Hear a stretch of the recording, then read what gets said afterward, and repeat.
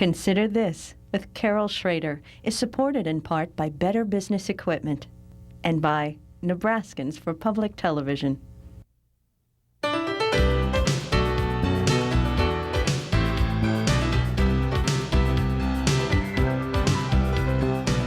Consider This with Carol Schrader, a news and information program recorded on the campus of the University of Nebraska at Omaha. From the UNO television studios, here is your host, Carol Schrader. Hello and welcome back to UNO. The weather is holding us hostage in the studio today, but that's not going to stop us in our endeavor to get out some great information to you. My guest this week is Dr. B.J. Reed. He is interim head of the College of Public Administration and Community Service. Always been a big mouthful. They just call it CPACs around here. That's right. And we're going to start out by talking about CPAC's part in a study on the management of our 50 states. How does Nebraska rate? Governing Magazine this month has out the grades. The grades. And that's pretty exciting. This is funded by the Pew Charitable Trust, which is a very respectable organization. And you worked with at least one other university, right? Yes, the project's been a really interesting one. A number of our faculty have worked on it, including myself, and we were asked actually 2 years ago to participate with the Maxwell School at Syracuse University to evaluate and assess the management capacity of states in several different areas. And we got involved 2 years ago with cities. So they're on a cycle. So 3 years ago they ranked states. Last year they ranked cities. This year they've re-ranked states, and next year they're going to be ranking counties. And they rank them on all sorts of things: information technology, human resources management, financial management, capital management, managing for results, lots of different areas. And the faculty here at UNO became part of the team, particularly this year, and we actually had more faculty working on it at UNO than they had at the Maxwell School. Well, Nebraska didn't do too bad. Not too bad. They actually improved in most areas in the ranking. They had a ranking, I think, of A- in financial management, which is very, very good.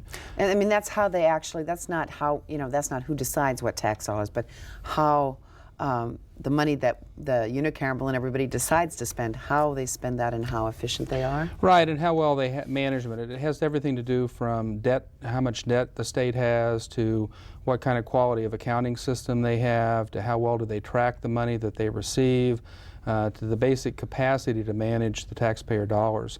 And that's a very important, obviously, part of the whole ranking system. I know the state of Nebraska feels that's the most important part, so they were quite happy with that ranking. Overall, the state got a B-. And then I'm sure you assign grades just because it's a way of people can relate to. But overall rankings, how did Nebraska come out? Nebraska did pretty well. They're in the B range, even though it's a low B range, and that's not bad. There are certain states that are much larger and that have larger management capacity than Nebraska does. And not all those states did well, but a couple of them, like Virginia and Washington and Minnesota, did quite well in the rankings, and they were in the high B's, low A range. But there were a number of states that were also in the C range, so I think Nebraska can be happy not only with their ranking, but that they improved in most areas, which is an attempt. This process is an attempt to get a sense of not just how states are at any one point in time, but are they moving and improving what they do. My area of responsibility was in information technology. And I think in information technology, Nebraska improved. And while they still have a way to go, I think they can be considered very respectable compared to other states. Well, when you have human resources as one of the divisions, one of the ranking categories, and you have information technology, there's been a lot of complaints about how Nebraska's computerization of health and human services has shaped up. Is that information technology or is that human resources? Because you're dealing with a lot of human resources in Health and Human Services. Yeah, there's a lot of crossover between some of these categories. Let me give you a real quick rundown of how the rankings happen, because what we do is work off a survey that the states fill out and submit back to us. And we act as faculty advisors, and a combination of students particularly at the Maxwell School, work with us to basically evaluate and code those surveys and come up with a basic overall grade for each of these sections. Governing Magazine has 2 reporters who spend the entire year basically interviewing state officials, looking at the surveys, but then interviewing state officials about their perception of how they're doing in these different categories. And so they may not get to the nitty-gritty about problems that HHS has had in terms of implementing their computer system. They may not get to that kind of information because unless the survey gets to it or the reporters know about it, then it may not show up.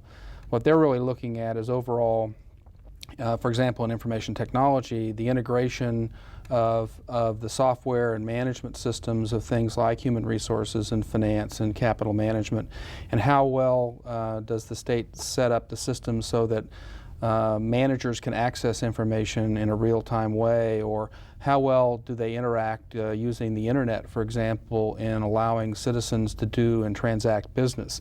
We hear a lot about e-business. Well, this is e-government, and the question is, can you renew your property taxes online? Can you do some of your work with the DMV, with the Department of Motor Vehicles, online? Can you get your hunting licenses online so that you don't have to go out in this kind of weather, for example, and go do that? So we were looking at all those kinds of things in ranking the states. So if Nebraskans, they're keeping an eye on the unicameral and they're worried about how many dollars they'll allocate in terms of their taxes, but in terms of how much of it is spent on administering state government, they should be relatively comfortable. Relatively comfortable. What areas do we need to? Well, I think one of the things the survey pointed out in human resources, for example, is that we have a fairly rigid pay and class system, which is not very flexible for employees to reflect the kinds of skills and competencies they have and then compensate them accordingly. So when you find things like that, you're going to get downgraded for those. And in information technology, for example, the state of Nebraska has just put up a new website, which is a marked improvement in terms of its interaction with citizens and with other levels of government. Improved. It's much improved, but there are other states that have gone even further than Nebraska in terms of making access to all information and the ability again to do transactions. Well, the state can improve on that.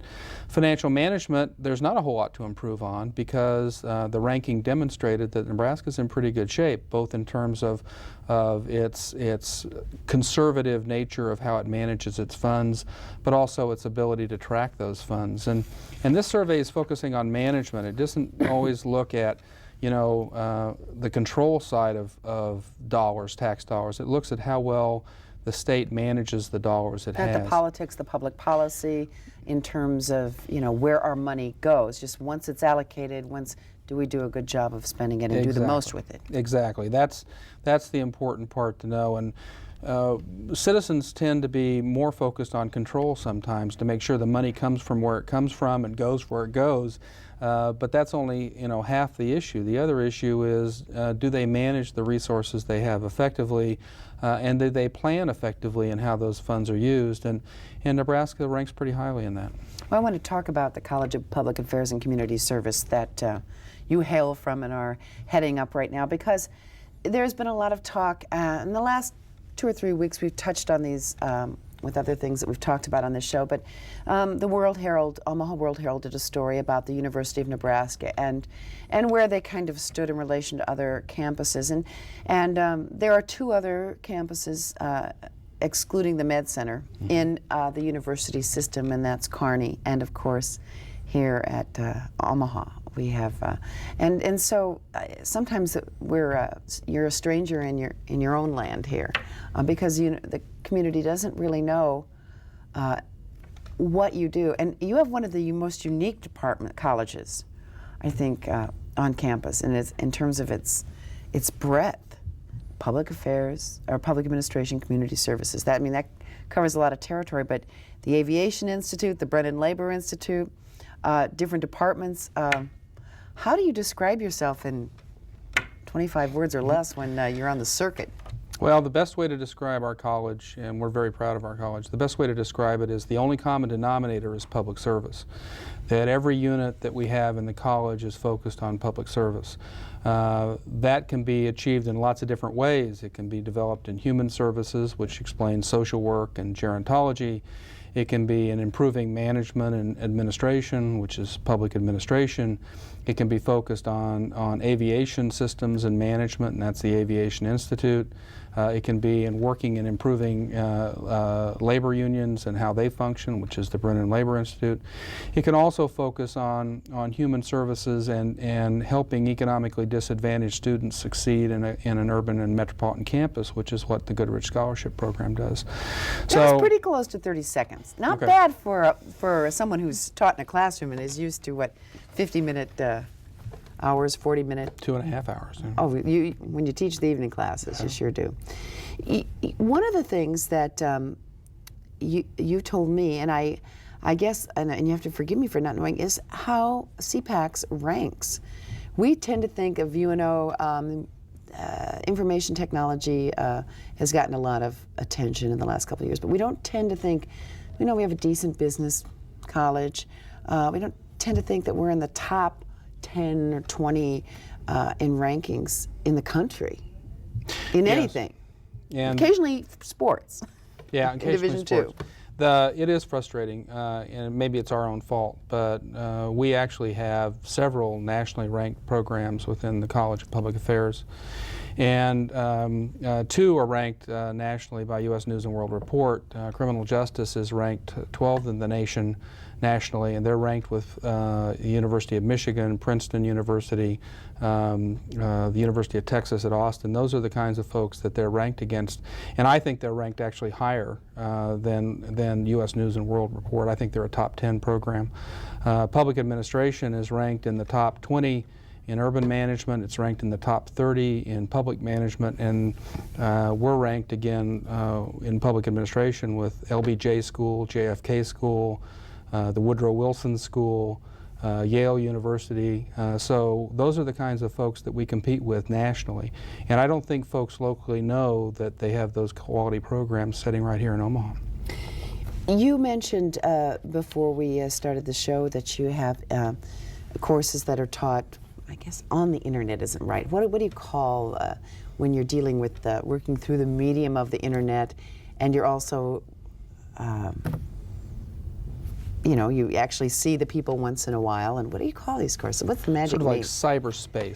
Cyber schooling. Yeah, or you could call it asynchronous and synchronous learning, which really confuses people. I But like that, though. I like to sort of dazzle people. And what it really guessing. means is that the courses are taught time and place independent. Now, old correspondence courses were taught that way. The difference is that they're using the internet as a medium to communicate and to teach. And so most of these courses are web-based, meaning that they are taught off the internet with the web. Some of them use CD-ROMs in combination with that. But we have students, particularly in aviation and in public administration, who will never sit on campus. We have aviation has graduated its first 2 students in the last year, and those students are never come to Omaha necessarily. We're very proud of the program. It's a high-quality program. The public administration, the graduate program, is accredited by the National Association of Schools of Public Affairs. So it's a high-quality program. It's one of only 2 nationally that's accredited by NASPA that teaches online programs. And aviation has over 160 enrollments on their online program this semester. now, how does the reason I brought up the internet online, right next to the question about, how you rank nationally, and surprisingly to a lot of people, is that the internet has started to change the complexion in terms of Omaha, Nebraska. I don't want to go to school in Omaha, Nebraska. So it doesn't eliminate Omaha for those ignorant people that don't know what they're missing, but it doesn't eliminate Omaha or the UNO campus or Nebraska as a reason to say, I don't want to go there, I don't want my degree, I don't want to take courses from there. Yeah, I mean, I always like to say when people say, well, wouldn't you like to teach in Colorado or somewhere? I said, well, you can only look at mountains so long, then you got to go to work. And you've got to have a good work environment. You've got to have a good educational environment for students. And so, you know, our selling point is that they get a high quality education that is as good as anywhere in the country. But how do you get attention? You know, at some point when CPACS was founded, and it's been kind of an evolutionary process for that college. How do you, and it hasn't existed that long in terms of 25 years, a little over 25 years. I mean, in terms of departments in universities. But how do you gain that recognition, obviously, of good people and of good programs and have gotten involved in good research projects and whatnot? But that's, you know, getting into that competitive field of academics, and it is one of the most competitive. How do you inch your way up in there and then become known for, like, the Aviation Institute teaching, having curriculums online? Well, it varies depending on the department. In the case of criminal justice, they are so well known nationally for their programs that students from all over the country want to come here because they're told by their advisors that if you want to get a top-level education in criminal justice, you ought to come to Omaha. And so that word of mouth plays a very important role in it. Aviation, on the other hand, has a lot of national marketing of its programs, and it's very well known nationally. Plus, it's one of the only programs in the country that focuses on the management side of aviation. And so it has a niche that frankly, no one else can compete with. And so they're going to draw folks nationally. Public administration, while it's well known nationally, draws most of its students locally or within the region. And all of these programs have statewide missions. And so that means that we are the only program in the state, in most cases, and one of the few in the region. Gerontology is one of the few gerontology programs in the United States. It was one of the earliest ones, One of the too. earliest in the United States. And so if you want to study gerontology, you come to Omaha. And that certainly is a growing field. Very growing field. The aging of America is, we can't escape it. We're just I know I can't. We're just trying to keep the faculty younger than the students. That's not a bad idea. But the whole, when we look at trying to, we obviously see there's pressure on the University of Nebraska-Lincoln to sort of, I guess, develop STAR programs. I mean, that's not the exact phrase they're using, but it's those programs that serve a purpose, attract students. We've been slowly doing that. We're a smaller institution in terms of the numbers of programs we have besides your basic arts and sciences. You know, do you think there's a need for overall strategizing in all the campuses so we don't have duplication, so we don't, I mean, taxpayer money is going to come in short supply compared to the additional monies that we want to spend on our stellar programs. Yeah, and I think our campus is doing that exactly right now. We will have a different approach than Lincoln took to their prioritization process, but in effect we will do the same thing. And we will identify the programs on this campus that are targets for additional resources. So what Lincoln's doing is not that different than what the Omaha campus will be doing or what the Kearney campus is going to be doing. I think we'll end up with very different programs and very different approaches to that. And that's kind of good. I mean, And we that's don't want, good. as taxpayers, we don't want a lot of duplication in terms of areas of expertise, not just majors in colleges, but areas of expertise and, the nuances that make being a UNO CPACS graduate or a UNO Aviation Institute graduate something special and unique to speak for itself. And I think by and large, certainly over the last 5 or 10 years, I think we've done a pretty good job of making sure that duplication doesn't exist. And the other thing is to collaborate. We've created or proposing to create a joint master's degree in public health with the medical center. Neither of our campuses could do it on their own, but the two campuses jointly can do it effectively, and we're very excited about that. We're working jointly with the Lincoln campus in offering public administration courses on the Lincoln campus. And so those are things that I think we're going to continue to do. We actually offered the MPA in cooperation with the Kearney campus in Kearney 2 years ago. So the idea is to collaborate and to use those resources more effectively. Do you think that there is less of a feeling than there? How long have you been at UNO? I've been since 1982. This is my Okay, 19th year. So that's a while. Yeah. When you first came compared to now, do you think there is as much of a turf problem? Feeling that's, first there was university, then they let that stepchild join the system, Omaha. Then they had the nerve to get Kearney involved in the whole thing. And I don't feel personally out in the community that there's as much of that anymore. Maybe in Lincoln, but maybe I'm just fantasizing. I don't think at the unit level there's much paranoia. I think my view of that is you focus on what you're good at and you do what you do well, and you don't worry about the other guy, and you're going to be much more productive. And I think more and more as people have turned over, and the folks with a lot of the history of that late 1960s kind of turf issue disappear, I think a lot of that has gone. I do think it still lives at the policy level probably more than it should. I think they're still perceived that these are Omaha people, these are Lincoln people. I think anytime you're talking about allocating resources, you're going to have turf issues around resource allocation.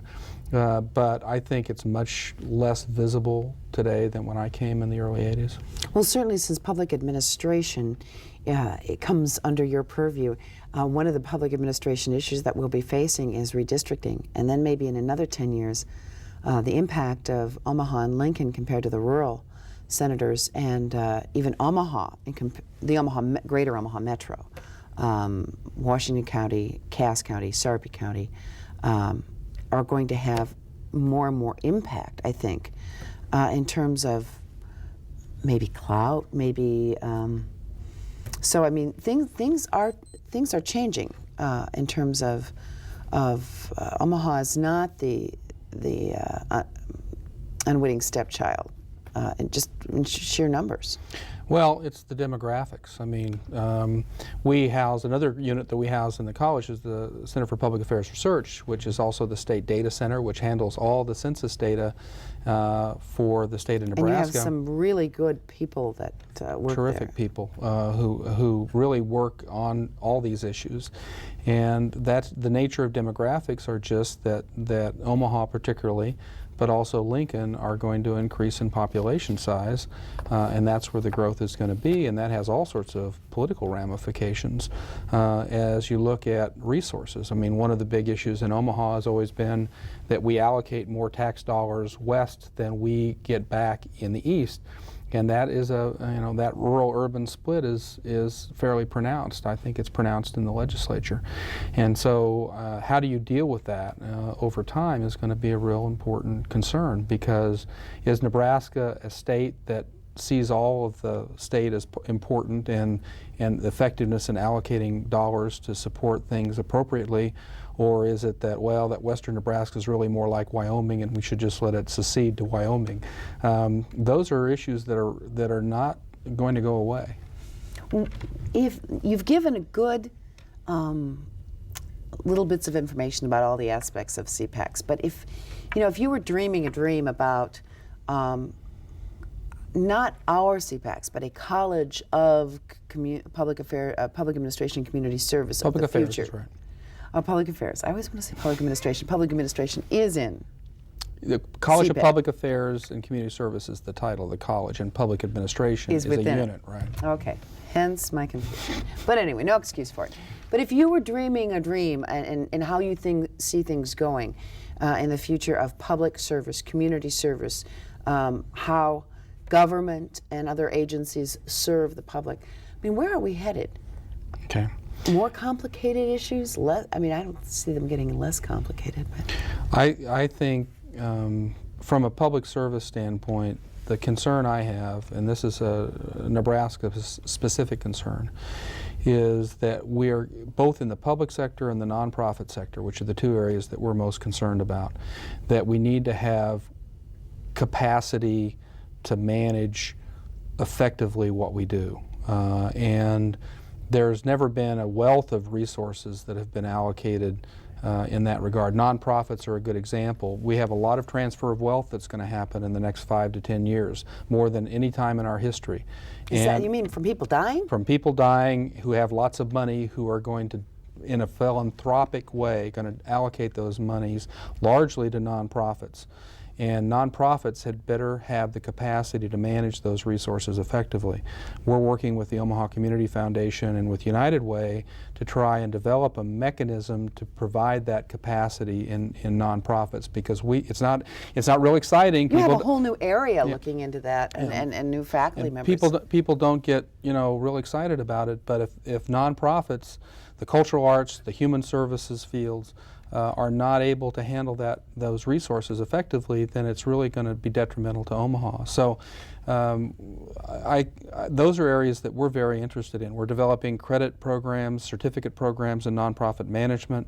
We're looking at setting up an undergraduate nonprofit specialization in nonprofit management. And as we see President Bush talking about faith-based and secular organizations taking on more of the services, this is another kind of exponential, potentially, kind of jump in their role. Yeah, it's not just the large organizations like Catholic Charities or Boys Town or the Home for Boys. It's also the issue of the small faith-based organizations who operate with a part-time secretary or whoever it might be, who need to know accounting, who need to know budgeting, who need to know how to deal with human resources management. And outcomes and accountability. Performance measurement and all of those things. And that's the skill and competency that we think we bring to the table, both on a credit side, but also on a non-credit side. Well, there's no end to it, but the government will always be there. I mean, at least in our lifetime. Unless you know something I don't. Yeah, and it probably won't be that different. But there's always that push and pull about how much government, and these kinds of things address that. Right. Well, how much government's a policy question. If you talk about human services, then we may think government's too big. If we think it's national defense, we think government's too small. So that's a little bit misleading in terms of when we're talking about as government. But that's a policy question. But the issue ramifications is, no matter you have to deal with. Right. No matter what the size of government, you want government to be effective. You want it to be efficient. You want it to deliver products and services well to the citizens and to the taxpayers. And we really don't put a whole lot of resources into the management side. And I guess it's self-serving, but my argument is if you want to get good use of taxpayer dollars, you need informed, qualified folks working in government and working in the nonprofit sector who can effectively do that. Well, they've got it here. They can learn how to do that. I want to thank Dr. B.J. Reed, who is Interim Dean of the, I'm going to get it right, College of Public Affairs and Community Service. Thank you so much. And remember that you can go on the internet at unotv.unomaha.edu, and you can check out this program or any of our past programs and watch them on the web. Thanks, Dr. Reed. Thank you for joining us on Consider This.